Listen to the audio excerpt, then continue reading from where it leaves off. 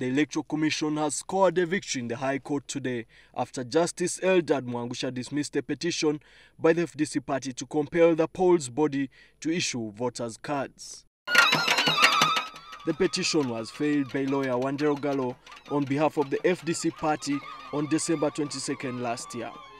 He argued that printing and issuing of voters' cards was mandatory in the spirit of a free and fair election.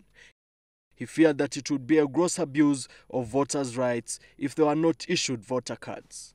The petition was prompted by fears that about 4 million voters will not be issued with cards. However, Justice Mwangusha dismissed the argument by the petitioners, saying it was speculative to assume that without voter cards there would be ballot stuffing.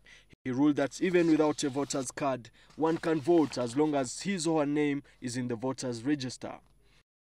He also argued that the only cure against ballot stuffing is by being vigilant. Ogalo said he will not be appealing the ruling, citing the 3 weeks left to the polls. Such a big number of people being allowed to come before presiding officer to say that they're actually voters without a means of identification. I still strongly believe, as a voter, as a person who has taken part in all the general elections since 1996, I still believe it is a problem. Political activist John Ken Luchamuzi, who attended the court proceedings, described it as a Pyrrhic victory. He gave judgment on a very speculative line.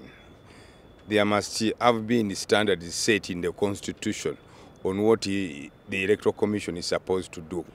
It is unfortunate that my colleagues went through the High Court, which I think was a very narrow ground.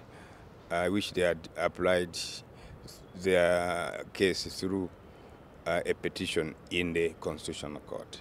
Yesterday, opposition presidential aspirants Olaro Tunu, Dr. Abed Bwanika and Samuel Lubega warned of a political crisis if the 4 million voters are not given voter cards and foreigners are failed to vote here as a result of a cluttered register.